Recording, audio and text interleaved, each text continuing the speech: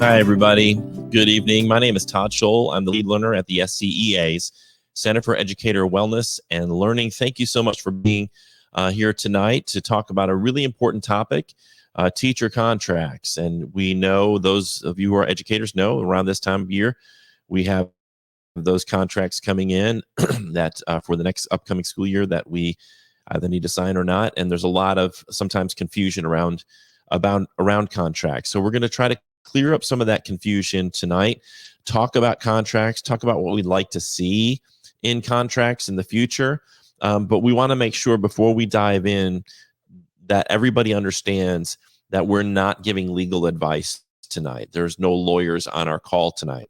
The SCEA members do have access to our help desk, and we've got highly qualified people who can answer specific questions about your contracts and legal questions. And that's one of the huge benefits of being a member of the South Carolina Education Association. If you are interested, if you are not currently a member, we'd like to invite you to be a member. You can look down at the bottom of the screen. There's a link there. It's jointhescea.org, or you can text the word join to 48744. We would love to have you. One of the many, many benefits of membership is having access to our help desk and being able to ask those specific questions about your situation. So without further ado, I want to bring in some folks who are going to help us learn more about contracts, help maybe answer some of your questions. If you are watching, please feel free to comment, say hello, and ask questions along the way. We'll do our best to bring those on and answer them if we can, or refer you to the help desk. So without further ado, Sherry East, the South Carolina Education Association president, and Kat Lowe, who is president of the Berkeley County Education Association. How are you guys doing tonight? Pretty good. Having a great day. Awesome. It is. It's a great day. Looking like the weather's going to start warming up, so I'm looking forward to that after a week of very much cooler temperatures than I'd hoped for. We have Jenny watching tonight. Jenny Kilch, I can't read that. Hi, how are you doing tonight? Thanks so much for everybody tuning in. Let's start off with some questions about contracts in general. Like, when is the deadline for educators in South Carolina to sign the contracts they receive? I was say who. Usually it is May 10th or 11th, Sherry, depending on if it's a weekend or a business day. So May 10th would be your deadline to sign your contract for your following school year. So it's in May, second week of May. Awesome. And my understanding, Sherry, and correct me if I'm sorry, Kat, go ahead. Oh, I was going to say it's regardless of when you receive, like when you get your contract, you have until that May 10th deadline, right, Sherry? Correct. There's been some confusion about that right now. We get a lot of calls, especially this time of year. Districts are giving out contracts early because they want to know their staffing situation. So there's nothing to prevent a district from offering you a contract early. So we have been hearing, especially from Berkeley County, and we saw last year a lot of districts were giving signing bonuses for you to sign it early. So there's nothing illegal about that. Like, a district can offer you an early contract and you can sign an early contract. But this is our caution. If you sign it, you are legally bound to work for that district come August. So if you are shopping around or looking, or you think you want to move to a neighboring district because they're opening a school, or you may have a different assignment over there, or you're just shopping, you're looking around, which a lot of people are doing right now, then we urge you to not sign your contract until you're ready. And because they are legally binding, and districts are not willing to let you out of a contract right now. And the repercussions of that are you can get a breach of contract and you may lose your license for a year. So, you need to take it serious. You need to read what's in your contract, and you need to wait until you have an offer from somewhere else, or let your folks know. But it doesn't matter if you let them know. Once you sign it, you sign it. And the important point here is, no matter when they receive that contract, they can't be required to sign the contract until May 10th. Is that correct? Correct. Okay. All You right. cannot be So, forced or made to do that. okay. What is the procedure to ask for a release from your contract? Good question. We get that a lot. So let's just say for whatever reason you sign your contract in August and you've been offered a job where your husband gets transferred, or you have a sick family member that you cannot fill your obligations to your contract for whatever reason. Then you need to first start with your administrator, ask to be released, or really go and then take it up to your HR director at your district level. Ask to be released from your contract. If they say no, then you should go to your school board, and you should go to your school board, give them the reasons, and ask for them to release you at the school district level from your contract. It's either a yes or a no. If they say no, then they will turn you into the state board, and then you are allowed to have a hearing. So at the hearing of the state board, you can plead your case to the state board, and at that point, you've probably left your job. I mean, you quit, and you would get what they call a breach of contract, which also has ramifications. There's a national clearinghouse, and the state can suspend your license for a year. The state board can make a decision about that too. So you're allowed to go have a hearing at the state board level. And if you're a member of the SCEA, we will guide you, walk you through it, go to the hearing with you, all of those good things that we offer for our membership to do. So if you are in that situation and you want to fight the breach of contract and you want to be released and keep it off your record, you should go to the state board and ask for a hearing, or you're allowed a hearing. And a lot of people don't know that. And a lot of people, we've seen numerous breach of contracts at the state board level. The disconnect there is local school boards will tell you as the educator, oh no, it's a requirement. We have to turn you in. We're not allowed to release you. But that's not true. A school board can release you from your contract, and it can all happen at the local level. You do not have to be turned into the state board. You do not have to get a breach of contract or a suspended license if your school board releases you. Okay. Kat, what are your thoughts? Well, I mean, from the side, just hearing that, I think anybody would hopefully take some caution. It is a daunting thing to have to decide whether or not you're going to break that contract. And for us, there's a lot of things that we don't have assurances on or knowledge of, even if you wait until that May 10th deadline. So things we are pretty sure we won't know. We won't know exactly how much money we make, right? Those salary announcements usually happen later. On your contract, most likely you'll have a statement called your assignment, and that's your school, but your contract is with the district.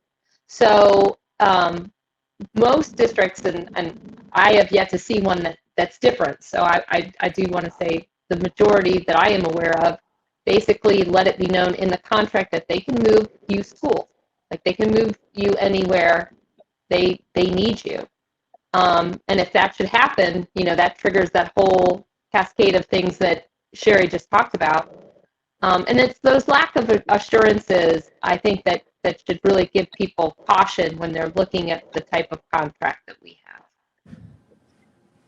Yeah. Someone wrote from Berkeley County that we don't even know our pay. And I know this is an issue that is on our radar of wanting. I think a lot of maybe people outside of the education world don't realize that folks are signing a contract for the upcoming year and don't even know what their pay is going to be because the pay scales may not have been released yet. So they're signing something where they don't even know what the compensation is going to be.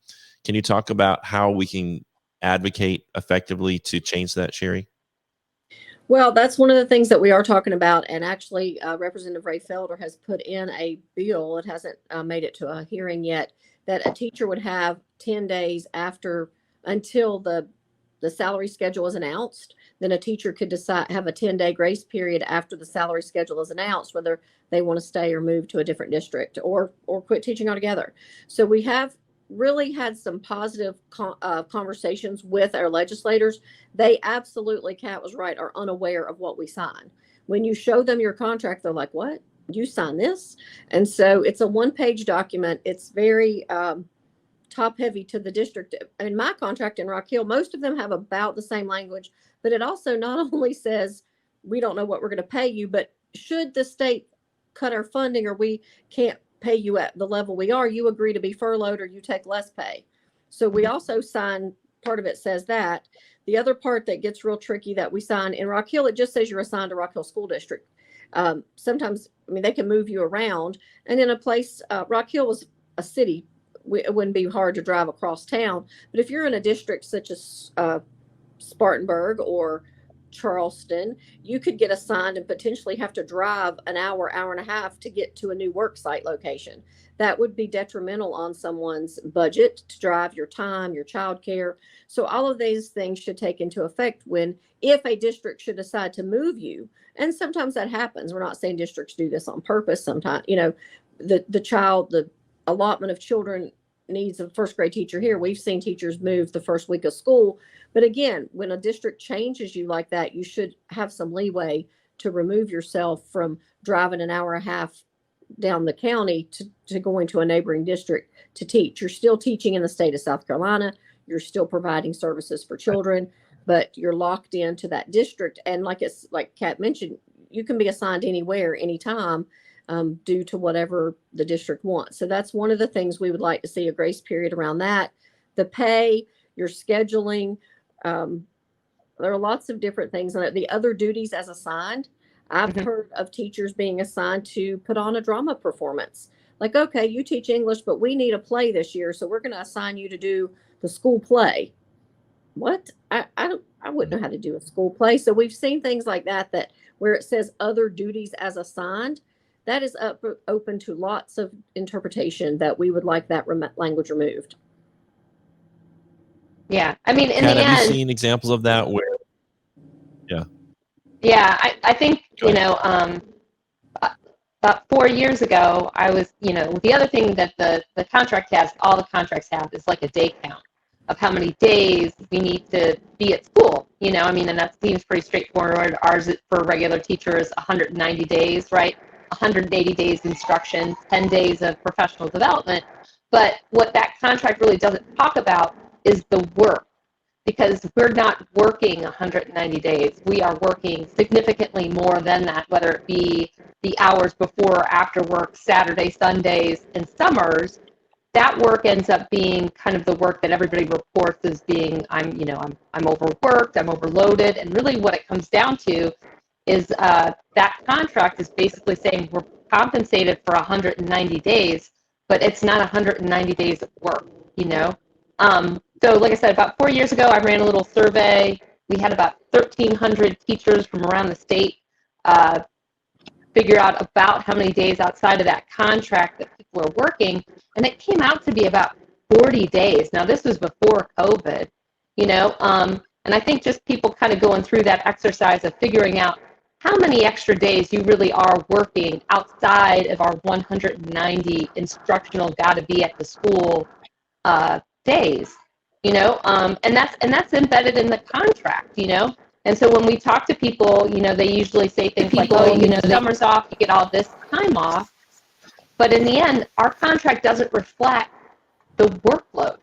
And that's a problem, I don't know exactly how we go about solving that. I know that people are, that's something else that obviously needs to be talked about. But just like Sherry was saying, it's just like the level of uncertainty that you walk into in August. You don't know what classes you're going to be teaching. You might not even be in the same classroom. I mean, I don't know how many times I've heard teachers having to move classrooms, in like a day or two. And like the worst one is, like she was saying, it's like you could just get moved to another school and you don't have any agency to do anything for yourself, because if you decide that you've had enough, now you're in breach of contract. Right. It feels like other duties. Okay, go ahead. Sorry. No, one thing she mentioned, I think we need to make folks aware of too, is we are so giving of our time as teachers. And so when they ask you to do that Saturday workshop, or they ask you or require you to do a week in the summer or 3-day training, or, we have to push back on that and ask, and this is what got me in my district. Sometimes I would say, well, how are you going to compensate me for that? Am I being paid to come in the summer and write curriculum, or am I being paid to come in and look at EOC test scores.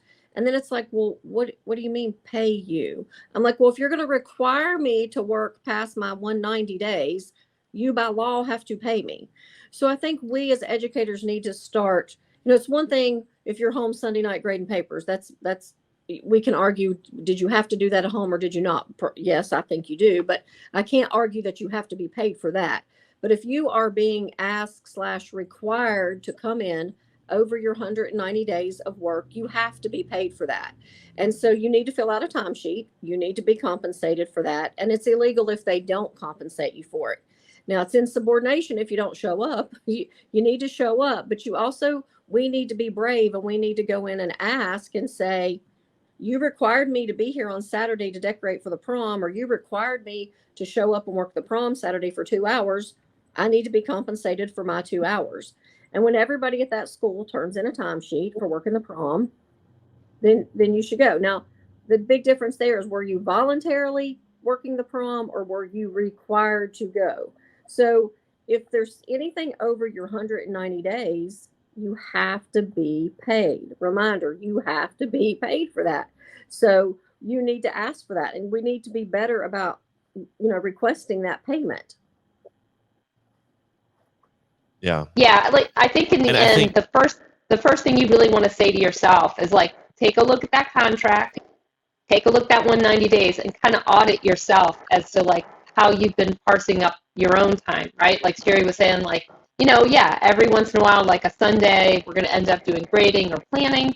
But I would also say in our shortage, we are seeing a lot of teachers, a lot of special ed teachers for sure, getting so much of a case workload. The only place that you can complete that work in a timely manner means that you are taking home work, right? Which the district should be very serious about, to understand that like that's well beyond what we've agreed to when we say 190 days, right?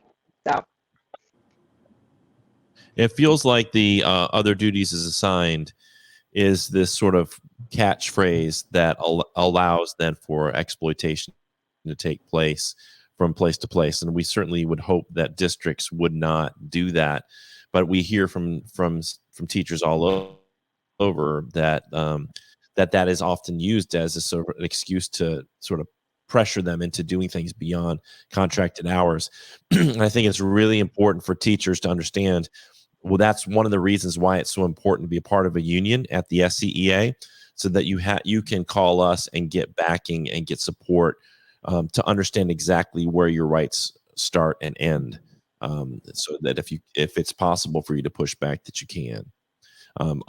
Trying to do it solo and on your own, to me, is a recipe for some confusion and making some mistakes in that realm, either allowing yourself to be exploited or pushing back when you really just don't have a foot to stand on.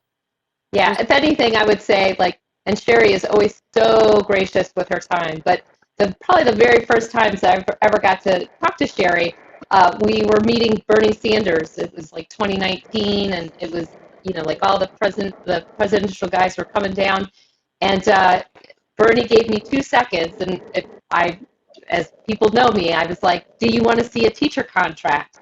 And he was like, "No."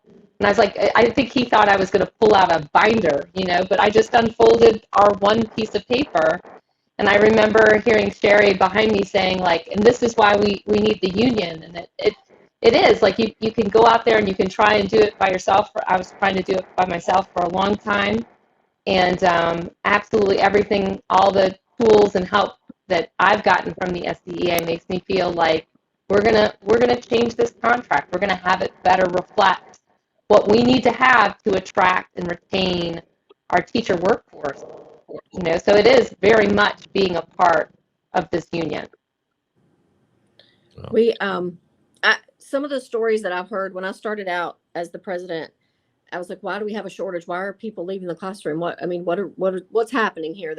And so I heard stories. The main thing I heard from elementary teachers was their time. Their time wasn't being valued. It wasn't being respected. They didn't even have time to go to the restroom and take care of personal needs.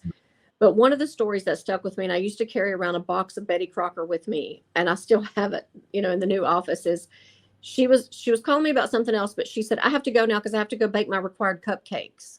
And I said, what are you talking about? You can't be required to bake cupcakes. Like, that's not part of your job. You're a teacher. You teach children. Like, that's not an academic duty of your, it's not grading papers. That's not parent night. That's baking. And so she said, Sherry, no, I'm required to do this. And I probed some more. I'm like, is this part of a fundraiser? Is this a fall festival? Is this why are you doing this? And so she said, well, we're required to bake cupcakes 3 or 4 times a year. We have to turn it in. And I said, can you send me that in writing? Like, can you send me the directive that was given to you to bake cupcakes?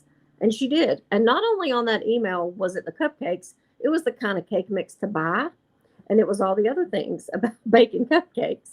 And I said, are you reimbursed any money for this? Like, are you given any money to buy the eggs and the oil and Right. she's like, no, Sherry, no. Like, so she could understand why I was so upset about the cupcakes, because she had called me about something else. And she finally said to me, Sherry, I didn't call you about cupcakes. I called you about some other problem. I said, ma'am, the problem is the cupcakes. If your administrator feels like she can require you to make cupcakes on your own time with your own money for no compensation, that is the root of our problem here. And so I told that story to Yes. people running for governor. I told them, and they came up with, one of them was Mandy Norell Powers. And she said, Sherry, it's because we're women. She said, I dare you that they would have not walked into a room of male engineers and told them they were required to bake cupcakes 4 times a year. It wouldn't have happened. And so she equated it to that we are primarily a workforce of women, and people see us as bakers and mothers, and that we will just do whatever we need to do. And so that is also some things that have to stop. Like, we have to be able to say, no, I'm a teacher, I'm an educated professional, and part of my job is not to bake cupcakes. But we have to learn to say no to that, or we have to know to call the SCA for that. Like Sherry, when she called, and again, she didn't even think that was a legal issue, because the principal could back and say, well, that's other duties as assigned. I needed some cupcakes, so I asked her to do it. I don't think that would hold up, and that would not work out if it went to court. I mean, that is not an academic thing that you should be made to do. Along with the other things I heard were working athletic gates, going and handling money. I mean, a lot of teachers didn't feel comfortable handling money at an athletic gate, sometimes where it's not safe. There's a lot of money sometimes in those cash drawers at athletic gates. We heard from one lady who she had a husband with dementia. Not only did she have to go work a soccer gate, she had to pay someone to sit with her husband while she went and worked the soccer gate. And I said, ma'am, please let me take this on, because you shouldn't have to do that. And she's like, no, I don't want to get in trouble. I don't want anybody to know I'm complaining.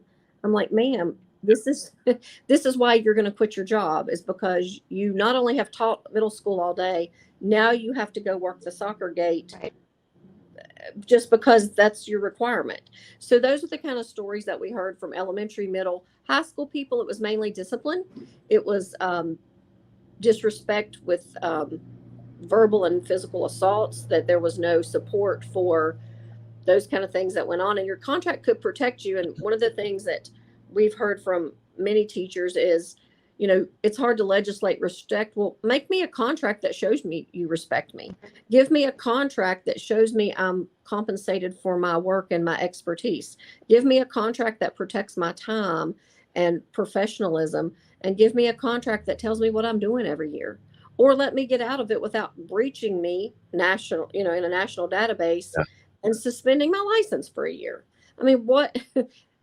or let me buy it out. I did speak to some other states. I'm like, what do you do? Some of them do have buyouts, just like in sports, like you can buy out your contract. So I was wondering if we have any listeners on here, how would you feel about buying out your contract? For $500, we'll let you move to a different district. Or would other districts buy your contract? Yeah, we need a special ed teacher over here. We'll pay $2,000. So yeah, a lot of change could happen with this contract. And we're hearing. I mean, yeah, I have yet to come across, like I gave every legislator I saw during our lobby day my contract. Like I just print it up and I give it away. Like I'm Oprah and it's like, you get a car. But in the end, not a single legislator told me like, this looks like a good contract, I would sign it. And they look at it and they are just absolutely confused why we sign it. Like, why are we signing it? And you have to explain to them like, well, we have to. I mean, it's a contract of adhesion. It's like, just like how you use your iTunes. You don't get to change the agreement. It's just a yes or a no. You're going to do it or you're not, And I think that teachers have shown an enormous amount of faith for their schools and their districts signing a contract like that blind. And I would think at minimum, the district and those schools can reciprocate and be a little bit more level and transparent about what the expectations are. So, like Sherry's saying, is like, we should know up front at the beginning of the school year, what things need to be accomplished that are going to be these other duties and defined as such and just left there, as opposed to constantly being told later like, oh, now we need this, we need somebody to do this. And I feel bad for the schools, and I do feel bad for the district on some frame, because I know that they're scrambling because the shortage is real. But if we don't start respecting teachers now and the work that they're doing now, I don't know how we end this shortage, right? So we're going to have to do a lot of things on a lot of different levels. It's going to have to be a scatter shot. And to me, this contract is, they can do simple changes on it that would just be simple transparency, like a definition of what benefits are state benefits and what benefits are our district benefits. I spent a large amount of time last year explaining to my colleagues that we did not get paid parental leave because we are not state workers, right? We didn't get that. And there's confusion in that, right? And so, when they announced that all state workers were going to get this big raise, I was like, well, we're not state workers, we're district workers. We're going to have to figure out what the districts are going to do for us, and it's this confusion that happens. It's like a muddied kind of approach to try and figure out who's in charge of what with us. And so all they'd have to do is define transparently who's in charge of what. And that's free. And they could just put it on the contract. It would take no extra effort on their part. And I think that those moves are simple moves that they can make immediately. The other thing I think would be very fair is I do think that the district has to plan ahead and make their bets on us and tell us what school we're going to be at and what we're going to teach.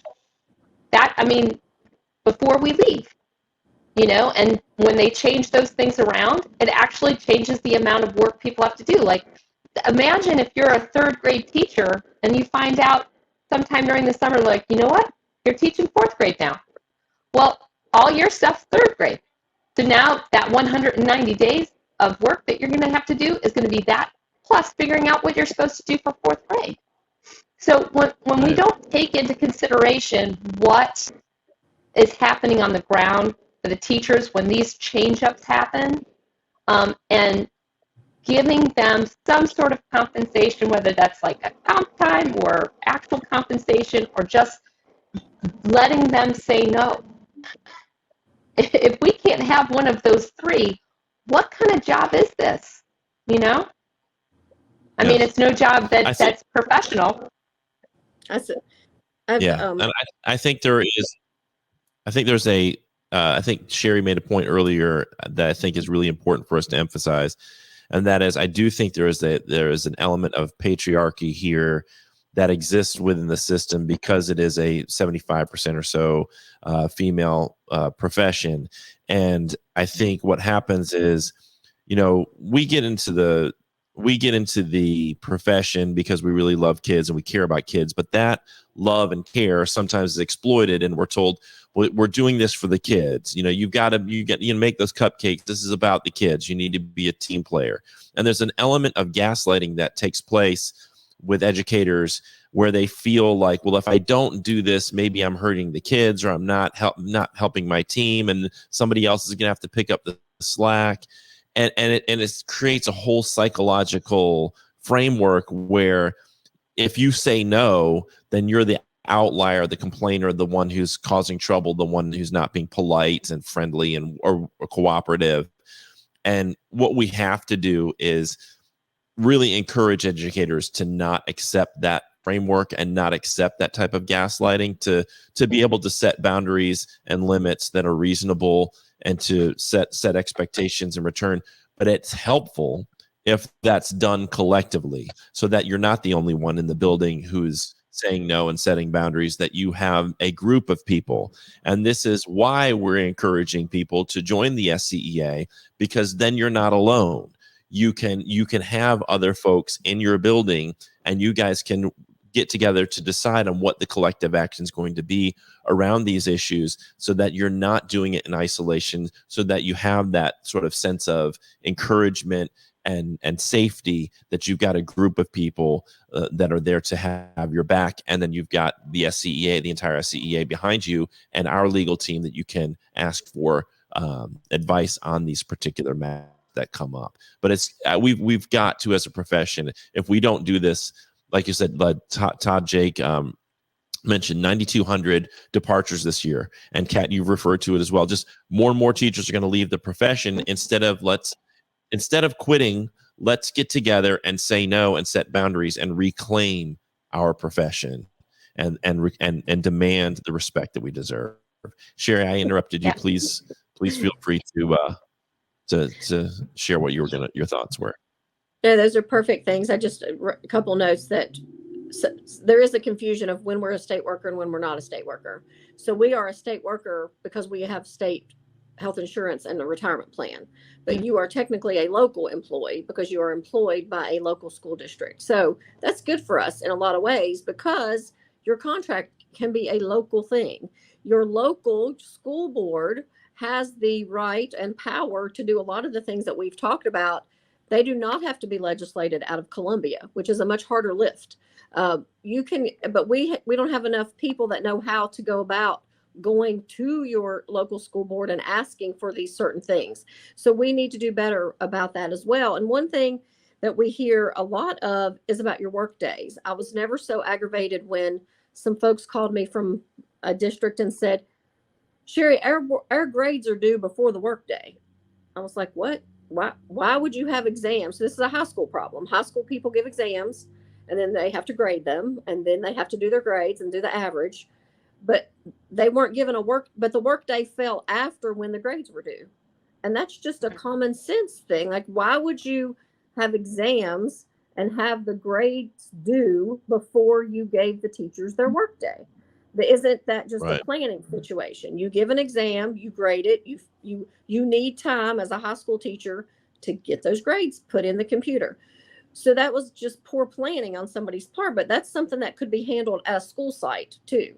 Like, hey, look, did you realize you got our grades due at 4:00 on Wednesday when we gave our last exam at 3:00 Wednesday? There was not enough time. There was not a 24-hour period in between when my grades were due and when I gave an exam. That's just very poor planning on somebody's part. But we as teachers need to feel strong and brave enough to go to an administrator and say, hey, look, did you realize I just gave an exam 45 minutes ago and I can't possibly get these graded and in the computer in the time frame you have set up? But you see these dates in August. You kind of know when your work day versus grades are due. That's usually given to you up front. We need to do a better job of looking at that before, oh, grades are due tomorrow? What do you mean? I haven't had time to grade my exams. Those are little things that we can help you with that doesn't involve calling a legislator about. I mean, that should be something that if we have work site reps, so this is going on at a particular school, and we know we have an SCA representative at that school, which is we're really trying to push to make sure we have representation at every school of that one person that you know. And I know Kat's that girl. Like, if you have a problem, you're going to call Kat. If it was in Rock Hill, you're going to call Sherry. You're going to call, you have people around the state that will go ask the hard questions, because it is scary. You don't want retaliation. You don't want to be labeled as oh my gosh, why is she coming in here? But I think we as educators have to do a better job of saying, hey, this just isn't right. And let me come to you and see if we can figure this out. So that's one of the other things. And another thing Kat mentioned was salaries. Like, why don't we know our salaries? A lot of people like, why can't they tell us what we're going to make? How are we getting a raise? Are we not getting a raise? And all that is contingent on the state budget, which the state budget, the House has sent something over to the Senate. It's the end of March. The Senate hasn't even looked at the budget yet. So districts need to be able to either plan ahead with their money, kind of get a feel for what they're going to get, because sometimes the budget is not decided until after we start school. Mm-hmm. So that is a real problem. I'm not sure, because all that is also dependent on when the state gets their revenue in, when they know how much surplus they have or how much income is in our state. So all of that is a bigger picture. That's something that not the district, and the district has some leeway in that and some not. So we could kind of figure out yes or no, you're going to get that raise. But the other part of this raise situation, if you're watching or following the state budget right now, they're saying, oh, teachers are going to get a $2,500 raise.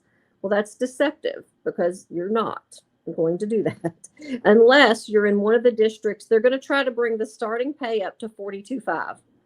So, but if you're in a district that is paying the minimum, which is $40,000, which were only 8 districts last year, you may or may not see a $2,500 raise. So, the devil's in the details in this. They are trying to up it, but if you're in a district like Greenville, you're probably already close to 42 or above that.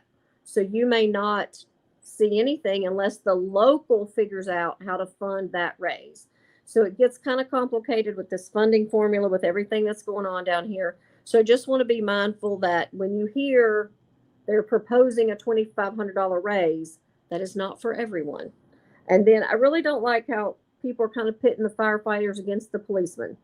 Like, the policemen are getting a huge raise. Well, they deserve it. And so do the firemen, and so do the teachers. So I don't want us to get in a habit of like, why did the police get a raise and the teachers didn't? Or why did the firefighters get a raise and they didn't?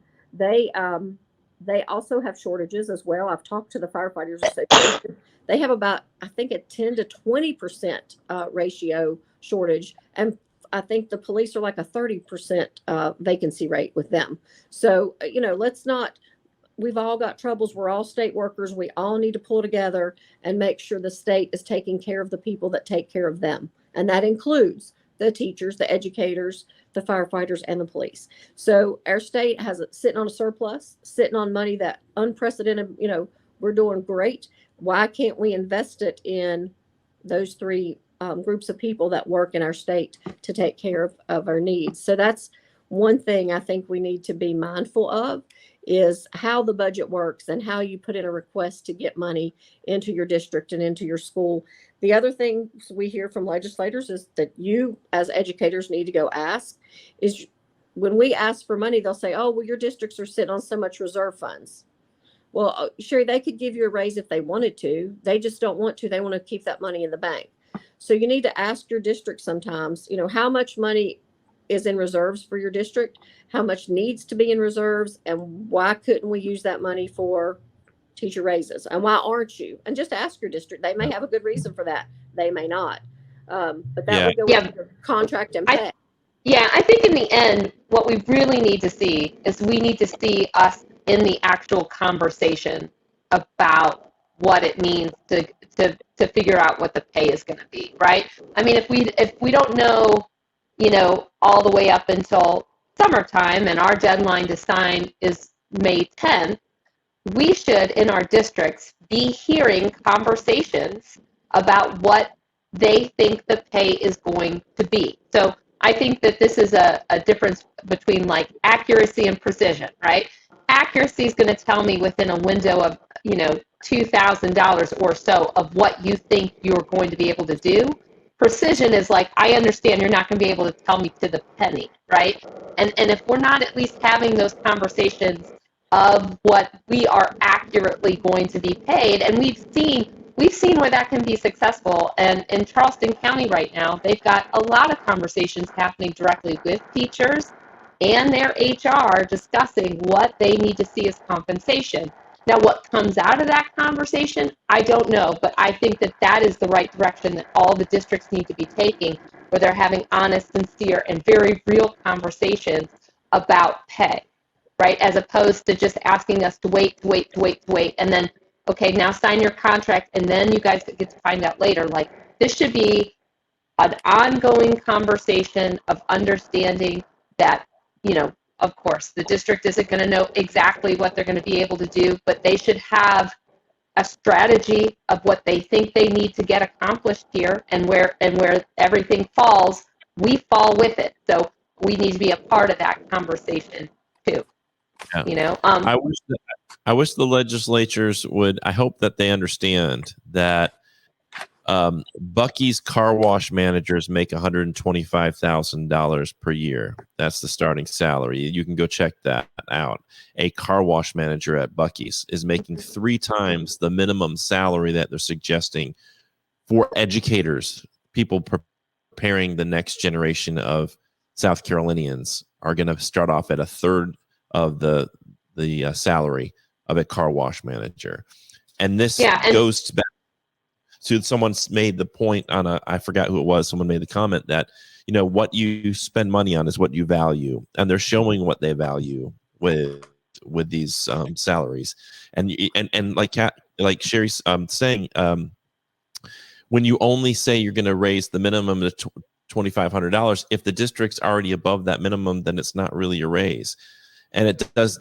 And Sherry, correct me if I'm wrong, but if I'm like in year 20, I'm not necessarily going to see an actual $2,500 raise just because you've made the minimum higher, correct?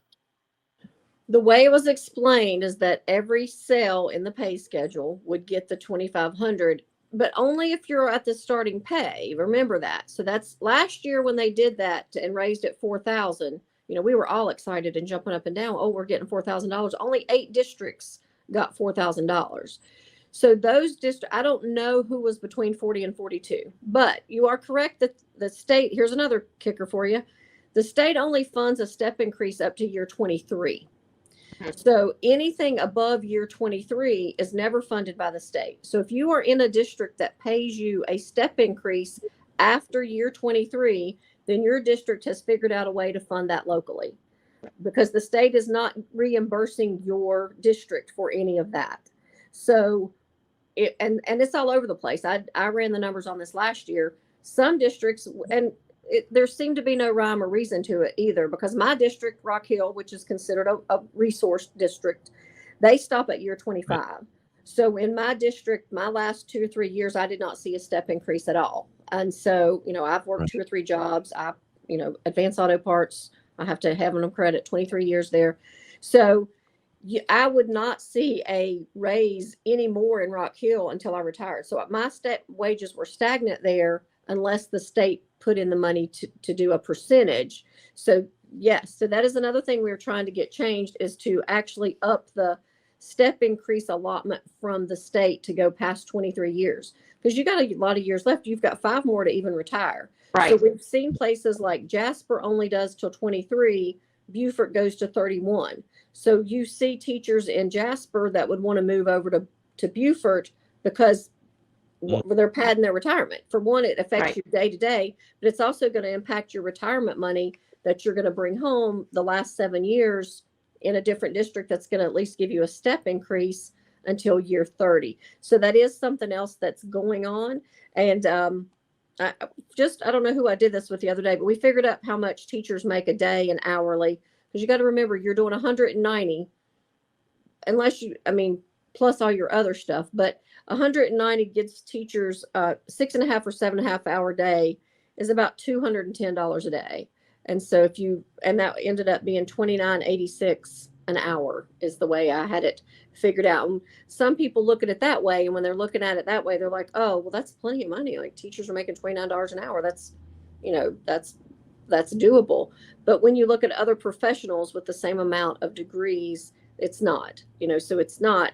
So we get bogged down in the business world of the 190 days divided by your salary. When the business community looks at that, they're fixed to this was, we need to add more days to your contract. Then if you want to make more money, you need to work more days. And so, that takes it back, Sherry, like I was saying before, is like when we're looking at these contracts, at no point in time does any district have to audit themselves to say, like, we are only giving you duties and other things and such, that it is in 190 days. Now, I think that everybody would agree, like, plus or minus a few. But literally, when I ran that survey, over 80% of the respondents said they did 20 days or more. Now, 20 days, that's a whole month. And on top of that, half those people were doing a second job. So if we're not focused on asking the question again and again, like what helps attract and retain, because here we've gone through a couple years of cycling where, McMaster and other legislators are pointing out that they've been giving us raises. Well, they've been giving us raises and we're still losing people. So what is the question? The question is, what do we need to do to attract and retain? And we need to hold ourselves to that measurement, as opposed to constantly patting ourselves on the back saying like, oh, we gave teachers a little bit of this or a little bit of that. Because this is, to me, like a positive feedback loop. Like every year it's pushing itself even harder to have fewer and fewer of these people. And now we're in situations like where we have schools that have, teachers missing and everybody's picking up the slack, and you start getting that feeling like, am I going to be the last man on this ship? Do I need to jump ship now? There is not a person at a school that I do not bump into that if I ask them, like, are you going to be here next year? It's, it's yes or no. And then if it's yes, it's like, yeah, I think I'll be here maybe this many years. Like a deadline, like they're ready to jump. And I think we just need to be deadly serious about this, because it's easy to say that the problem is small now. But if we say that the problem is small now and the things that we are doing or trying to do is not changing that small, it's going to get bigger and bigger, and it's going to cost more, and we're going to have to do more to fix it. So like I said, when we look at this contract, I feel like there's a lot here that they could just readily do to give assurances to teachers, and that costs $0, but it does take front-end planning by the districts to do it. But they need to start deciding, like, when are they going to try and solve these problems? And it does. I cannot tell you, like, if you've never done it before, for the teachers that are out there, print up your contract and hand it to somebody who loves you and cares about you. And they're going to look at that contract and they're going to be sorry for you. They're going to be devastated for you, because they know how much you put into your job, and that contract is not a reflection of the respect, of the professionalism, of just the awesome hard work that these people are doing. It's for me, that's what it comes down to. Is if we're not even willing to talk about those types of things, like what is the real plan? And I just want to remind everybody watching, the best way that we can create change around this is coming together in the union. And the SCEA is the only professional association that's going to help you organize, because this is what it takes. We have UNISERV directors in each region of the state. We've got field staff that can help you organize at the local level, like Kat has down in Berkeley. We can help you organize at the local level, and then Sherry's guiding us, helping us to organize at the state level. And then, of course, when you join us, you're a member of the NEA, organizing at the national level. And it requires us as educators to really look at all three levels, because all three levels have impact on what happens to us, on policy, on contracts, on salaries, everything. You can't just look at one of those levels. It's all three. And that's why, and we're the only association that when you join, you're joining at those three levels. Sherry? I would say thank you for the lead into that, is that we are member driven. And Kat, when I first met her, was at the State House. And I think we walked to our car together, and her passion has always been contracts. And so as a member that is important to her, we take that on. We have a legislative committee. So we can only do, a union is only as strong as its membership. Like a union is you and me. It's not an outside factor that comes in. I mean, I am one person, but me and Kat and some other people around contracts have gotten some movement on this contract, because that is a member issue that a member brought forward. It's always been an issue for me, but no one else ever said it to me. Like, what do people call me about? Contracts. They call me about time. They call me about, behaviors. They call me about all kinds of things. So when enough people call you about something, then we can form a committee about it and we can get it on the radar of the policymakers that can make change. So that's what we're doing with the contracts. I've always said we're stronger together. And I think in South Carolina, I've really had to fight that. It's hard to teach solidarity, and this me over we is what I found, especially with the duty-free lunch. It was very disheartening, I would say. The high school and middle school teachers, they didn't embrace the duty-free time because they already had it. And so they were like, well, sure, I already have planning. I don't need to worry about this. I'm like, but your sister teacher down here in the elementary school can't go to the bathroom during the day. Don't you agree that that's wrong? Well, sure, that's wrong. Well, I need you to get on board with that for them. And then I need elementary people to get on board with grades being due, after one day of a work day. Because elementary people, they don't care when they have the work day because they're not doing grades like us. So, we have to all buy into each other's issues and problems, and we have to pull together as the elementary teacher, the middle school teacher, the high school teacher, and we have to become the we, and you'll hear us talk a lot about the collective. The we can get things done. Kat on her own with this contract thing was spinning her wheels, but Kat with 10 or 15 other people across the state that feel the same way, they're willing to take that contract and show it to their legislator, and we're getting some movement on the contract thing. So we have to all, member driven. We heard from a lot of special ed teachers last year. They're facing their own issues. So we formed a special ed committee. Like, hey, special ed teachers, you're going to Zoom on these nights. Let's figure out what we can do to help you guys. So that is the beauty of the SCEA, is hearing your stories, hearing your issues, and actually trying to get them fixed and doing something about them. And having a great legal team behind us is always helpful too. I will say we do have great legal services available for folks. We hope you never need them, but they are there. But one other thing I wanted to bring up that people called about a lot, that Kat mentioned and you've mentioned, it's the 28 and done mindset right now. If I can just make it to my year 28. And someone said the only two people that count down days are people in prison. Like that, when my get out date is prisoners. Yeah. So isn't that horrible that teachers are counting down the day when they can retire, and they can tell you to the day and the minute when they can leave this profession, and it's horrible. So teachers have often called. We have a lot of calls about this. I want to make sure I just popped into my mind, is about buying out your years. And so we'll get a lot of calls and say, well, Sherry, I have 27. How much would it cost me to buy 1 year? Because I can't take it another year. Like, I cannot do this another 2 years, 3 years, 4 years. So we send them over to PBA. There's a calculation on that. But a lot of people don't realize, I wish I knew when I was a young teacher that I could have bought a year for $2,000. But the older you get in the profession, the more it costs you to buy a year. But some people we've heard are buying out their contract. They're buying out their retirement or their time because they just can't deal with it anymore. So if you're within that probably 5-year window of retirement, that is something you can check into. I mean, we don't want to lose you in the profession, but that is something, a real thing that when you get too many calls about that, that's a problem.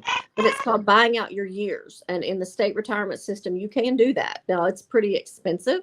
So, but, it's an option. I mean, that would be an option versus just walking away from your retirement or just getting less. So check into that. May be worth your time. And just piggybacking off of what Sherry says, I know that there are a lot of teachers out there that may be, like in that countdown of like 2-3 years or whatever. But at that moment, even when you think you really just want to check out, I cannot press enough that it's actually time to check in. Because if you can be a part of something like this, like some of the things that we're trying to make happen for contracts, for pay, for all of it, like there is a kid out there that's just a kid that's going to be in your classroom and they're going to be the teacher, right? You're going to leave your classroom and somebody else is going to come in. And that's going to be somebody else's kid that's been through all of this, right? And we want to make that situation for that young teacher, for that new teacher, better. Or you want to feel like you've done everything you could to make that classroom ready for them.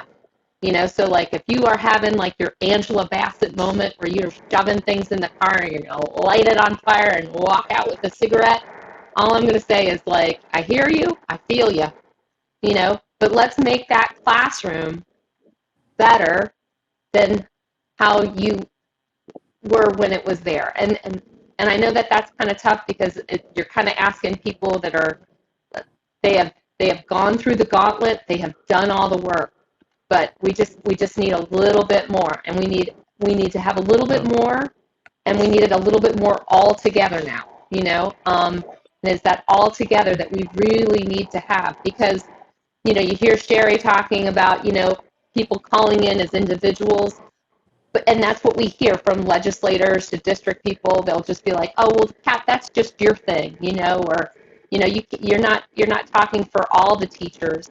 And we really need to, I don't want to say, like, we need to let everyone focus on the idea that, like, we are a collective, like, we are actually all talking together, and we need to show that collective. So Yeah. I'm hopeful, but it's going to take all of us. 100%. And I think Sherry's used the word solidarity. And this is a word we need to really emphasize, because you may be working in a district where things are fine, where you feel like you're compensated well, that you're treated well. And to sort of close your doors and say, well, what happens in other districts around the state isn't really my concern. And we as educators have got to stop that. We've got to understand that what happens elsewhere in the state is actually really important, because if it can happen there, if exploitation of teachers and disrespecting teachers happens in another district and they get away with it, it's not going to be too long before it's at your doorstep. And so we have to make ourselves concerned with what every educator is experiencing, what every bus driver, custodial worker, cafeteria worker is experiencing in this state. And we've got to come together. We've got to lock arms and make sure that everybody is treated with the dignity and respect that they deserve. And when they are fighting to establish boundaries and fighting for that respect, that we don't abandon them, that we stand side by side with them. Solidarity is, and that is in a union. Well, I would say this, like, I've been talking to a lot of teachers. I'm like, hey, when you sign your contract, what do you think? And they're like, oh, I just don't want to forget to sign it. I just need to click on it. And I think right now is a good time to wait. You get that email, print it up. Like I said, share it with somebody that cares about you, right? You have until May 10th. I promise you. They will not let you forget. They will make sure you know that you have signed it or not. You will not forget.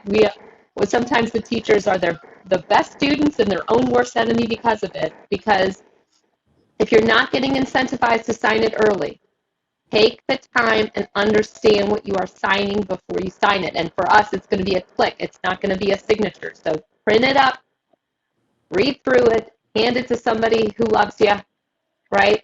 And make sure you know what you're getting into. All right. Well, thank you guys for being here tonight. Share your thoughts. I would say your contract is a legally binding document. So when you sign it, your district does not have to release you to go to the neighboring district. Or if your mother or father is sick, they do not have to release you. So please think twice. Make sure that you want to work for the district that you're signing that contract. Give us some thought. And if you have any questions whatsoever, we are with you. You know how to get a hold of us. Check us out online. And thank you to Kat for all the work she has done around contracts.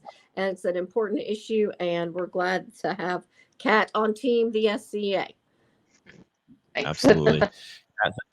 Thank you, Kat, the Berkeley County Education Association president, Sherry East, the SCEA president. Thank you both for your time and your wisdom and sharing your thoughts tonight and trying to get folks to get fired up and organized so that we can hopefully improve the contracts that our educators are signing. So thank you so much. Appreciate your time. Can we just say a big shout out to Todd for hosting us tonight and doing our cool center. That's nice to have that. It's my honor and pleasure. Thank you.